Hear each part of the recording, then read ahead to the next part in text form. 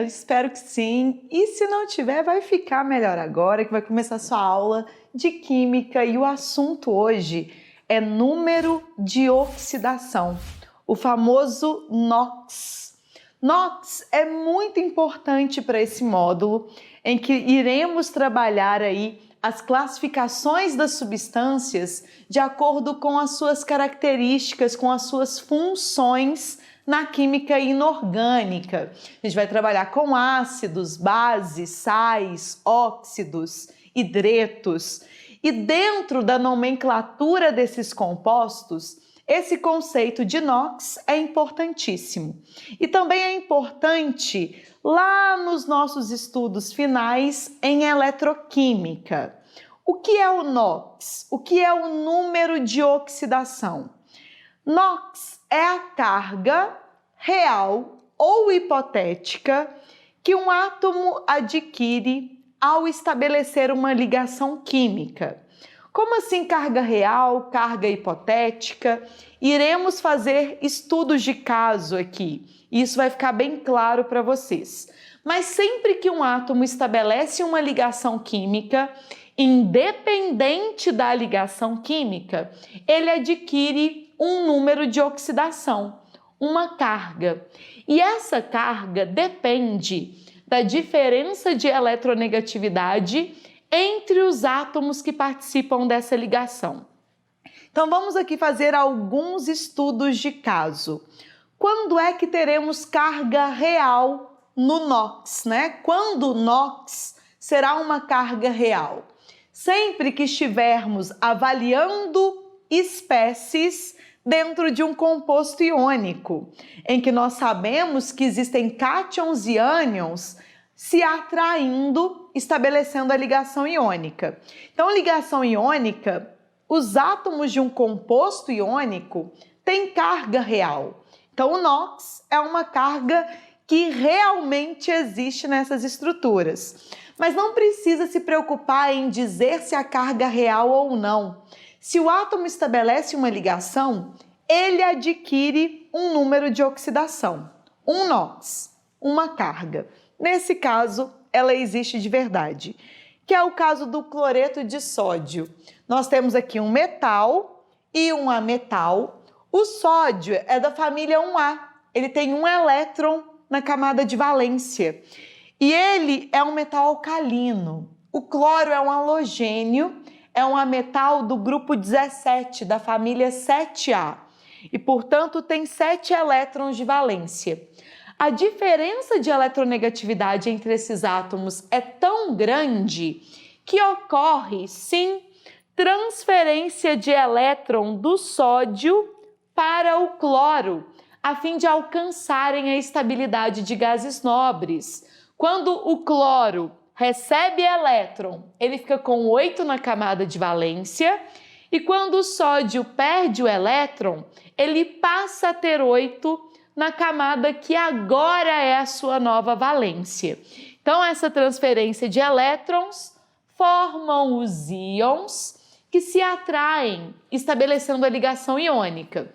Então, quando o sódio e cloro se ligam, o sódio perde elétron e fica positivo, e o cloro ganha um elétron e fica negativo. Então, qual seria o NOx do sódio? A carga do sódio no cloreto de sódio? Mais 1. Por que mais 1? Porque ele realmente perdeu esse elétron para conseguir virar um cátion. Ele tem essa carga mais 1. E qual vai ser o NOx do cloro no cloreto de sódio? Menos 1, porque ele ganhou um elétron e por isso ele adquiriu carga menos 1 ao se ligar ao sódio. Beleza, ficou claro? Isso aqui é o caso de uma carga real. Compostos iônicos têm cargas reais, então o NOx é a própria carga dos íons na estrutura.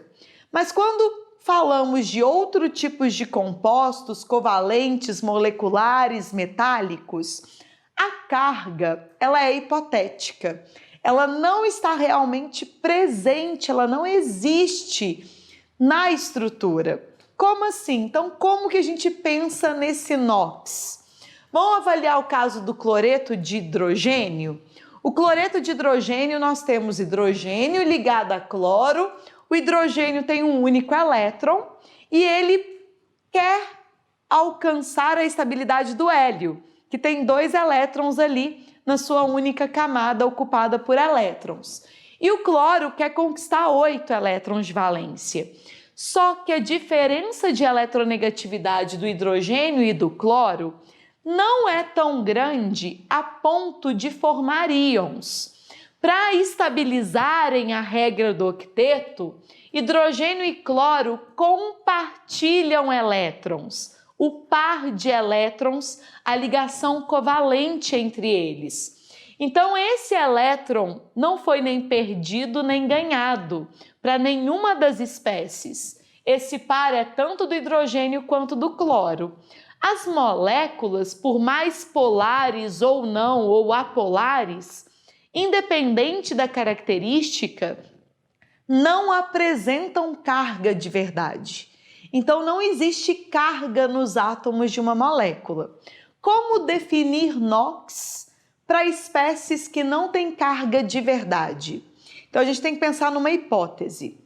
Hipoteticamente, se a ligação entre hidrogênio e cloro se quebra. Se essa ligação se quebra, ao ter a quebra da ligação covalente, nós temos uma quebra heterolítica. O que seria uma quebra heterolítica? Vou explicar para vocês. Quebra heterolítica da ligação. Como envolve uma ligação polar, sempre que essa ligação se quebra, o par de elétrons compartilhado ficaria com o elemento mais eletronegativo. Quem que é mais eletronegativo? O cloro. Lembra do macete? Vamos colocar ele aqui. Fui ontem no clube, briguei e saí carregado para o hospital da baleia. Nessa sequência, nós temos os 11 elementos mais eletronegativos, sendo que o flúor é o mais eletronegativo de todos. Avaliando essa fila de eletronegatividade, a gente percebe que o hidrogênio é menos eletronegativo que o cloro. Quanto mais acima, maior a eletronegatividade. Então, caso essa ligação se quebre, independente do motivo, o par de elétrons fica com o cloro. Então, o cloro ficaria negativo, porque ele ganharia o elétron quando quebrasse a ligação, e o hidrogênio ficaria positivo, caso houvesse esse rompimento heterolítico. Heterolítico justamente porque o par ele fica com o mais eletronegativo. O hidrogênio perderia o elétron nessa quebra heterolítica. Dessa forma, qual é o NOx? Então a gente tem que pensar na hipótese da ligação sendo quebrada, tá? Para pensar nesse NOx. O hidrogênio, nesse caso, perderia o elétron. Então ele ficaria com o NOx mais 1. E o cloro? O cloro ganharia o elétron. Se ele ganha o elétron, ele ficaria com carga menos 1. Dentro da molécula existe carga? Não. Mas caso essa ligação se quebre, iria ocorrer formação de íons? Sim. O mais eletronegativo ficaria com os elétrons, ficaria negativo, e o menos eletronegativo ficaria positivo. É assim que a gente estabelece NOx para moléculas, pensando numa quebra hipotética de ligação. Vamos fazer uma análise do segundo caso? No segundo caso, nós temos o Cl2. É uma molécula formada por 2 átomos de cloro. Não existe diferença de eletronegatividade entre esses átomos. Eles pertencem ao mesmo elemento. Então, a ligação covalente é estabelecida, eles compartilham esse par de elétrons. mas é uma ligação apolar. Os átomos exercem a mesma atração pelos elétrons compartilhados. Então, vamos pensar na hipótese dessa ligação ser rompida. Caso essa ligação se quebre, aí nós temos o que chamamos de quebra homolítica.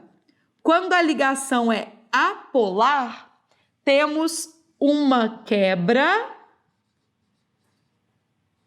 homolítica. Ou seja, cada átomo sai com o elétron que contribuiu na formação da ligação covalente. Ninguém perde, ninguém ganha. Se ninguém perde, ninguém ganha, qual é a carga? A carga é zero. Então, na quebra de ligações covalentes apolares, não tem formação de íons. Então, a carga, o NOx, do elemento é zero. Precisa olhar átomo por átomo, ligação por ligação? Bom, é uma forma de estabelecer o NOx dos átomos dentro de uma estrutura. Mas existem regras que precisamos memorizar para conseguir determinar o NOx das espécies com mais facilidade. E é o que a gente vai estudar agora, as regras para determinação de NOx dos átomos presentes nas estruturas das substâncias, beleza? Vamos lá?